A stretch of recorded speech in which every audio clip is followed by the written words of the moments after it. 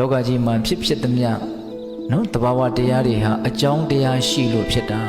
အကြောင်းတရားသာမရှိရင်ဘယ်လိုအကျိုးတရားမှဖြစ်မှာမဟုတ်ဆိုလိုတာကဆင်းရဲတယ်ဆိုတဲ့ဒီဒုက္ခနော်ဒီအကျိုးတရားတွေဟာအလိုဆန္ဒလောဘသမုဒယသစ္စာဒီအကြောင်းတရားကြောင့်ဖြစ်တာအကယ်၍အကြောင်းတရားကိုသာချုပ်ဆုံးအောင်လုပ်နိုင်မယ်ဆိုရင်ဒုက္ခဆိုတဲ့ဒီအကျိုးတရားတွေဟာလည်းရပ်ဆိုင်သွားမယ်သစ္စာလေးပါးကိုဟောတာပါပဲအဲ့ဒါကိုလည်းနားလည်းပြီးရော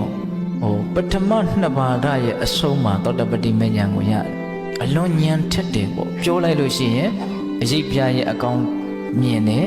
စိတ်ထဲမှာတထွားပြရင်တလန့်မြင်တယ်အဲ့ဒါလို့လေးပြောတာနဲ့သူသိသွားတယ်အဲ့တော့အရှင်ဘုရားအစာတုန်းကရှင်အတ္တတိကငါကအခုမှယဟန်ပြုတ်ပြီးကသာတရားကိုငါအများကြီးမပြောတတ်ဘူးအရှိကြီးမပြောတတ်ဘူးလို့ပြောသေးတယ်အဲ့တော့ရှည်တာတွေများတာတွေကပဓာနာမဟုတ်ပါဘူးတကယ်အကျိုးအကြောင်းစိုက်ပြီးတော့တဘာဝကြကိုအကျိုးရှိသွားဖို့ကပဓာနာပါအဲ့တော့တူတူလေးပဲပြောလိုက်တာပဲအဲ့ဒီတူတူလေးကပဲအကျိုးကိစ္စပြီးစည်းတယ်လို့မဆိုနိုင်ဘူးလားဆိုလိုက်တယ်အဲ့တော့သောတပတိမဉ္ဇဉ်ဘုံဉဏ်ကိုရတော့အရှင်ဘုရားဆိုင်းမအောင်တပည့်တော်သိပြီးမြင်ပြီတဲ့တပည့်တော်မှာသိရင်မြင်ရင်အရင်လက်ဥပြောရမယ်ဂတိကဝတ်ထားတဲ့တငယ်ချင်းတယောက်ရှိသေးတယ်သူ့ကိုသွားပြီးတော့တပည့်တော်ပြောအောင်မှဖြစ်မယ်အဲ့ဒါနဲ့ရှင်မမောက္ကလံဖြစ်လာမဲ့ကောလိတပရဝိုက်စီကိုရောက်လာတယ်ကောလိတကလည်းပဲဉာဏ်ရှိတဲ့ပုဂ္ဂိုလ်ပဲဒီကနေ့သူ့တငယ်ချင်းရဲ့မျက်နှာအခါတိုင်းတွေ့နေကြမျက်နှာနဲ့မတူဘူးအလွန်တရာမှအေးချမ်းသွားတယ်အဖြေတစ်ခုကိုရလာတဲ့လူတစ်ယောက်နော်ဆိုကြပါစို့ဒါကိုတွေ့ဖို့အတွက်အမြဲတမ်းလိုက်ရှာနေတယ်တွေ့သွားပြီဆိုရင်ဒါကျဉ်းသွားတယ်မတွေ့မချင်းတော့မကျဉ်းနိုင်ဘူးရှားနေတာမတွေ့ဘူးဆိုမှတော့ဘယ်လိုလုပ်ကျဉ်းနိုင်မလဲ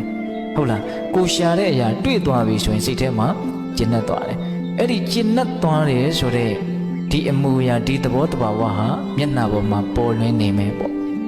အဲ့တော့ဒီပုဂ္ဂိုလ်တရားသူတရားမြတ်ကိုရလာဟန်တူတယ်